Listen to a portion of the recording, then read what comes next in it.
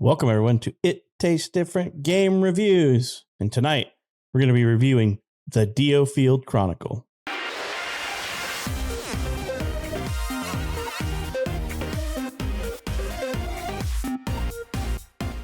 The DioField Chronicle is a strategy role-playing game co-developed by Square-Enix and Lancars. Was basically released September of 2022, the 22nd to be exact. And basically, it's on pretty much just about everything. It's on Switch, PS4, PS5, Xbox One, Xbox Series, and Windows. It is a strategic role-playing game, which is kind of an interesting combination. I would consider this more of a basically a team builder, a team game, more than a strategy game. It's like a tactical strategy, if you will, in my opinion, not just a strategy or grand strategy. It's a tactical strategy. So you have a team of four characters, varying roles that you place and basically, fight armies and waves of things like that, complete objectives, defending strongholds, escorting allies, capturing points and stuff like that. And you gain different party members as time goes on. And there's I don't even remember what they use for the term, but one of these guys could probably remember where you have a captain person, you have an underling, and the underling gains experience along with the main character. So even though you can only play four, you can have four underlings. So we'll kind of get into this game. Let's start off with Nick. Nick, what'd you think of this game and your initial thoughts? I like it. It wasn't what I was expecting. I knew it was going to be a strategy game, but I was thinking more in line of like Final Fantasy Tactics type of thing, or maybe even XCOM in the sense of turn-based, right? You have actions and you take your turns and then the enemy takes their turns. That's what I thought it was initially. This is more like an action tactical strategy where you're able to freely move your characters at all time and the enemy can do the same. So that wasn't what I was expecting when I first played it, but that's fine. It works out and it's still a fun game. I really like this game. I think it's a pretty good, pretty fun game. The tactical strategy is fun to play around with. You got different characters like assassins and people on horseback and dudes with axes, and you got mages and the whole kind of sort of Final Fantasy tropes, right? Because this is a Square-Enix game, so you kind of have all that there. You got even summons, like the first one you get is Bahamut. So surprise, Square-Enix. Of course you're gonna have the dragon, but those are cool, right? It's cool to do the summons and see them, like see the CGI for the summons, or like not the really CGI, but the video that they play when the summons come in and do their move is really cool looking. It's a really cool atmospheric looking thing. The stages that they put you in are kind of neat in the sense that they almost look like they're they look like they're less of realistic stages and more of like those shadow boxes, or like little put together models of like a city, and your guys are in that. It's kind of what it makes me think of. And then you kind of move through there and do your combat and everything, because you guys are like a little larger than everything, right? You got like a small house and a big dude, but it works. It looks really good. I think it looks really nice. And in between battles, you have this kind of main base that you establish where you can upgrade weapons and buy armor and items, and you can do all sorts of technology trees. You got your skill trees that you can upgrade stats through. And then you also have the individual skill trees, right? All your characters have their own little upgrade trees that you can do. And even your summons, your Bahamut and stuff like that, even have skill trees that you can put points in various things in. And you get these points like gold bars and these little crystals and stuff like that in the missions, depending on if you get the treasure chest and if you complete missions in certain time frame, and if you meet certain objectives, right? Every mission has different objectives, like make sure everybody doesn't die, make sure your barricades don't get destroyed, X, Y, or Z. And if those things happen, then you lose, so on and so forth, right? Then your typical tactical, conditions for winning a battle, right? When in most tactics games, you usually have that type of stuff. So it's very reminiscent of that. If you ever played any sort of tactical strategy game, such as like Final Fantasy Tactics or Tactics Ogre, or even XCOM in a sense, right? It's a little bit different than XCOM, but kind of the same idea. with that kind of, besides the back and forth, this is, think of XCOM, but without a everybody takes turn type of thing, right? If you could just all freely move at all at the same time, that would be kind of the sense in here where everybody can move. So you can't set up things like Overwatch and things of that nature in here, right? Because you're constantly moving your characters, but you do get strategy, right? You think about, okay, how am I going to take care of this group of enemies, right? And we talked about this game a little bit before the review, and we all had kind of different ways of going about it, right? But in the end, it doesn't really matter how you go about it. Whatever works for you works, right? And it's really the end goal. Did you beat the scenario or the stage? Yes, girl, awesome. Doesn't matter how you got there. And every strategy is a good strategy, right? If it gets you to a victory, then it was a good strategy. So ultimately, I think this game's a lot of fun. The in between moments, I don't know if I'm not sure if I like everything they have in the moments where you're not fighting, but moving the character around in this little base seems like, I don't know, it's fine. It just seems like I don't know. It could be not necessary.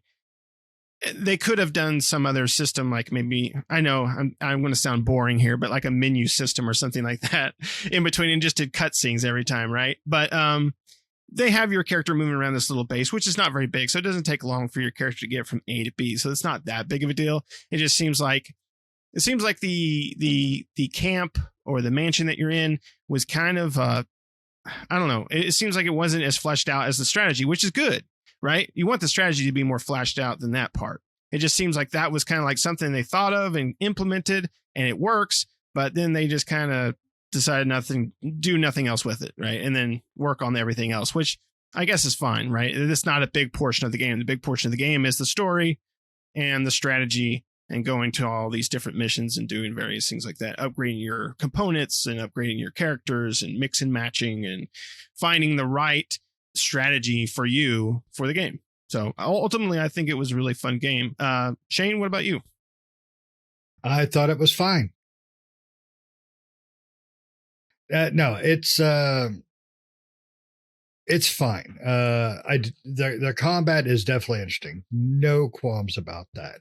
I don't think it's anything special. I mean, really, I did not know that you would have. I can't remember what they call them, guardians, aeons, Bahamut in there. I did not know that, so that was a nice surprise. That was my favorite part, because that was just like an homage to the Final Fantasy.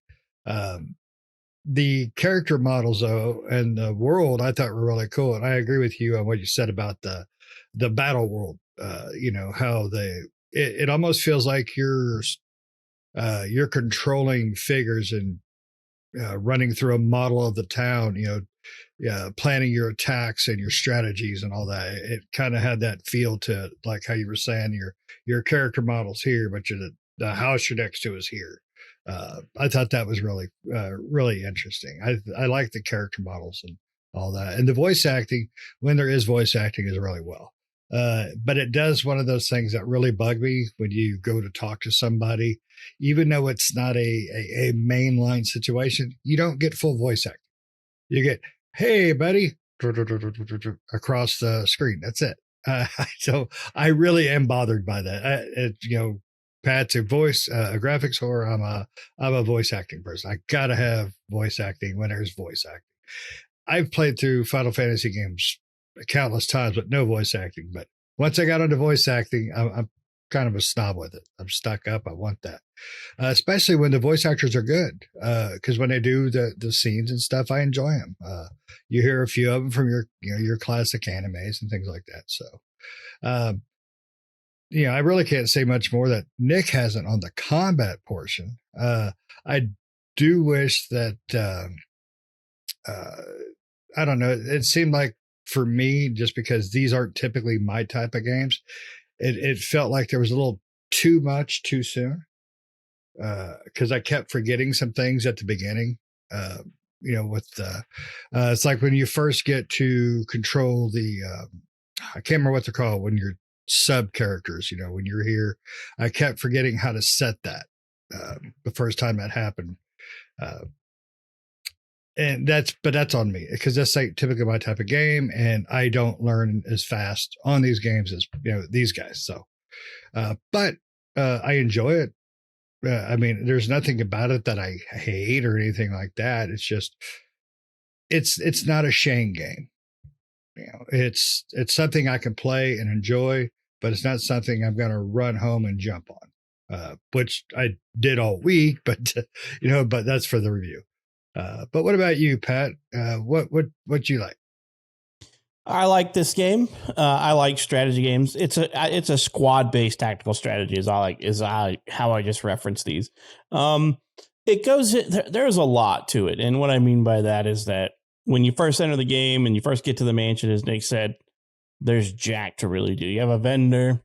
Some of your companions are hanging around different parts of the hall, but all the upstairs is locked away. And you have the wardroom.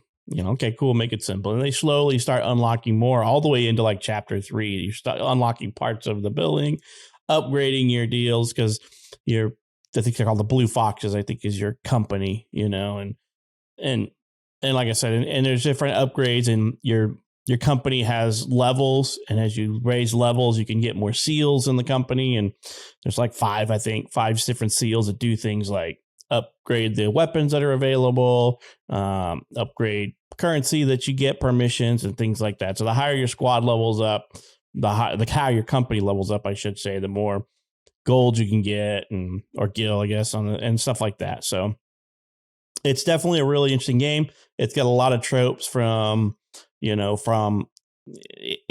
does remind me a lot of like more games that Lancashire does, which is the Shin Megami stuff a little bit.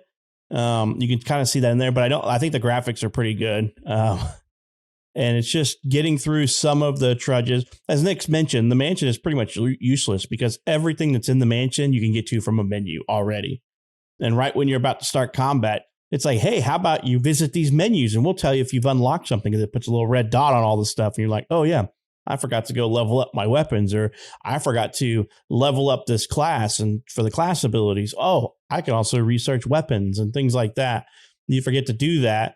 I believe you can even get to the vendor in there. That's the only thing I can't remember off the top of my head, but I think you can even get to the vendor in there. Maybe it sends you back to the mansion if you click that, but just about everything you can get through menus. I mean, it's just that mansion does seem to be a little bit of an afterthought because half the time, every time I get back from a mission, I pop up my little run up to the board, see if there's any side quests. If not, then I'm beelining it back to the mission board, or I'm pulling up the map and just fast traveling to the war room, because you can fast travel to the different rooms in the map. Yeah, so it's definitely pretty cool, and you can mix and match your play styles. We were just chatting before here on how Nick and Shane were running versus how I was running and what different characters we were using and things like that. So there is quite a bit to this game. But I like squad tactical based games, the only thing that could be better is if this was a co-op game, because then your friends could play different members of your squad. But I understand, just like XCOM and all that stuff, this is just not that way. I really wish I would have played this on PC. It does seem like it's designed more for mouse and keyboard, in my opinion. I didn't get to do that because I did play it on the Xbox, but I found trying to select that character sometimes to be a little tedious, especially when there's a lot going on the screen, because it is like active skill based game. Like everything is going on. There's no turn based. So the only time that it stops time or gives you time to tactically think is if you click on a character and you're like, okay, I want you to attack this one, or I want to set waypoints so he'll go in a specific direction, or if I want to use command skills and things like that, or seals. If I select like Y, it pulls up the command menu where I could cycle through my characters and say, I want to do this guy's ability, that guy's ability. So really, that's the only time the game pauses and gives you a moment to think strategically about what's going on in here. Because sometimes the battle gets kind of hairy and you're like, okay, I got too many people going, too many enemies in here. You just spread my people out a little bit more because they're in too many lines of sights for AoE or direct target abilities and things like that. So it does make you think that, but think a little bit more because you can't just pause the game or do a tactical screen. You can, if you click on the character, I guess you could take as much time as you want. I never had it kick me out of that taking too much time. So But I found it sometimes kind of hard to pick a specific character when I wanted it. So I'd end up having to just pick one and then RB cycle through the menu to get to the one I want so I could make him do something else. It really got to be a little bit of a pain when I'm healing. And the only reason is because a lot of times when I'm healing, I'm wanting to target like my my Guardian. And my Guardian's kind of small compared to my Cavalier. And he's on the other side of the Cavalier. And I can't really target him to get that heal off. And I'm like, come on. Why are you being so difficult, you know? And part of it is because I don't run with the assassin, which these guys do. I run with the sword and shield person. And I always forget what their character portraits look like because they don't look anything like their character portraits, really. I mean, so I'm always trying to memorize, is that the white-haired guy or the black-haired guy or the white-haired chick or the long black-haired dude? Because that's all I can tell in the picture, you know? And I'm like, the symbols aren't very easily readable at a certain distance on the screen. So I wish I would have played on PC. I really do feel this game was made for keyboard and mouse. I don't know about you guys, but it really felt like it should have been a keyboard and mouse game. Yeah, I'm not a big keyboard mouse guy. I'm not a PC guy. I play better most games with a controller, but yeah, this would have definitely, I think, worked better with your keyboard and mouse. But just, you know, quick key and hotkey in your stuff. I think it would have worked a lot better. I would agree. Yep, I agree. Now, I mean, Nick, I didn't have much of a problem with the controller myself, but I can definitely see how keyboard and mouse would make it so much simpler. Because yes, I did have the biggest issue I had was exactly what Pat had, which was selecting the character I wanted to select. Most of the time, I would just pick a character and then cycle to the character I wanted because that was the easiest way to do it. Yep. Now, didn't you say you could? It did support keyboard and mouse on console, at least Xbox. I don't know. It didn't show it online that it supported keyboard and mouse. While the Xbox does support keyboard and mouse, I'm not sure if this game supports it on the Xbox. So. Yeah. So yeah, I think there's a compatibility list, and I just can't remember if this one's on. I'm pretty sure it probably is, but my console is not near my desk or any place that'd be comfortable for a keyboard and mouse, right? And that's why if I'm on the computer, I'm already sitting in a computer chair. I got my desk at the right height and I have a keyboard and mouse set up. You know, if I'm wanting to plug in a keyboard and mouse to my Xbox, I'm playing it on the coffee table, and that's not really, I'm hunched over like, you know, like I'm freaking trying to protect my food from freaking other thing. I'm all like, you know, because I'm bent over and hunched over this freaking coffee table, and then I stand up and I feel like I'm like 70 because I've been hunched over the freaking coffee table for 2 hours, and I get up and be like, oh, I'm not that old yet. You know, so it's just one of those things where I don't really care to do that very often. I guess I could get me some setup where I could sit in my recliner, because when I play on my Xbox, I sit in my recliner, right? It's the comfortable thing, but I want to play my consoles with my controller, but I really feel like this is a game meant for keyboard and mouse. I could be wrong. I didn't get to play it that way. This is not one of those games that you can purchase on the Xbox and then just hop over to the PC and get to play, which I really wish it was. I hate that if I want to play a game on the computer, I have to buy 2 copies of it, one for the Xbox and one for the PC. You know, it is what it is, unfortunately, but I wish, you know, Microsoft would invest a little bit more into that, in my opinion, that if I buy it on one of their platforms and it's on both, I should just get it on both, right? Even if I had to pay an extra $10, I'd probably do that, to be honest with you. That way to have access on both. Just sometimes I do make the mistake of buying it in where I think it plays the best, and I'm like, you know what? Because I've done it on PC too. I'm like, man, this game would have been awesome with a controller, and luckily I could plug a controller into my PC, but I'm set in my ways this point in my life. I'm like, controller, recliner, keyboard, mouse, desk. That just makes it that easier for me. I'm a little finicky that way. I don't know about you guys. I'm the same way. I mean, I have a controller that's hooked up to my PC for those games that play better with a controller. But every time I do, I grab my controller and I sit there and I'm playing on my PC. And then I look over at my recliner and my TV and I'm like, how can I get this over there? Right? Because that's where I want to be with it. If I'm going to hold a controller in my hand, I don't want to be at the computer unless I'm using the keyboard and mouse, right? So I feel you there. I mean, I'll play more games with the controller on my PC, but I'd rather have them on the big TV and in the recliner. But yeah, I agree. I didn't get to play it with the keyboard and mouse either. I think this game would have been probably, it seems like it would be better off with a keyboard and mouse. For me, you know, for those out there that are thinking of buying this game, if you like tactical strategies, you and maybe you don't have a PC, this game is still playable with a controller. So don't get us wrong in that sense. You have to do a little bit of work, but it's not bad, right? It's still doable. You're going to win and beat the levels and continue on, right? So whether you get on PlayStation, Switch, or Xbox, you'll still be fine with it. Yeah, all the enemy spin ups are long enough that you could typically make a decision to get in and out of the area of effect that the attack is going to hit, or interrupt it if you can, So, I mean, there's that much time. It's just half the time I'm down there, my brain doesn't think this way. I'm down there messing with my ranged characters, and I see one of the melee guys just kicking off an ability, and I'm like, oh crap. My first thought is not, let's click on the mage and cycle over to the guardian.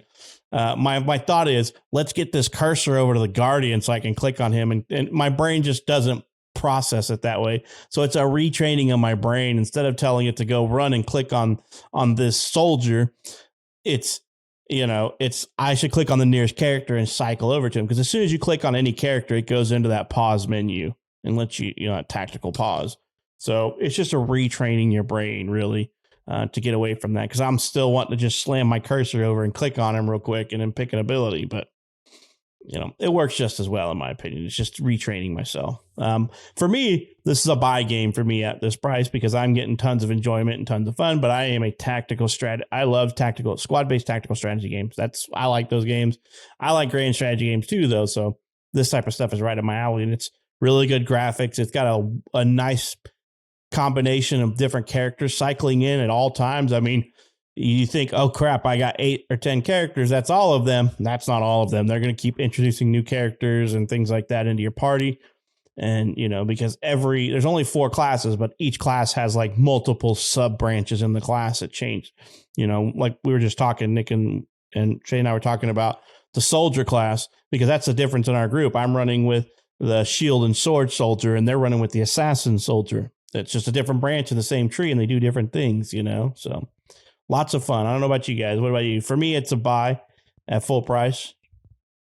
Even though it is not my cup of tea, typically, I think that game is just enough for that full price. I don't think I would have any qualms about paying full price for it. There is a demo. I believe it's still out. You don't quote me on it, but I believe it's still out. You can check out, and it does save your progress. And you could, if you decide you like the game, boom, you could fire it right up from that point if you purchase it. So, I enjoyed it. I think, even though it's not my cup of tea, I think I'm going to continue playing around with it and enjoy it some more. Cause I've got time this week. So, what about you, Nick? Yeah, I agree. I think it's definitely worth the price. If you like these types of games, you're going to find a lot of enjoyment out of it. I think you're going to have a good time with it. We don't get these types of strategy games very often, right? And especially good ones, right? We sometimes get these, but they are horrible. and we actually get one that's a good tactical strategy game. So, jump on. If you like those types of games, definitely jump on there and pick it up. I don't think you'll be disappointed paying full price. And if it goes on sale, hey, bonus, right? That's even better. Awesome. Well, you guys got anything else that you want to chat about on DioField Chronicles before we wrap this one up? No, sir. All right. Well, you heard it here. It's pretty unanimous. We all like the DioField Chronicle. So check it out if you like that type of game. If you're a fan of Square-Enix, then probably definitely picking this one up. Let us know what you think down in the comments. Do you like tactical-based strategy games?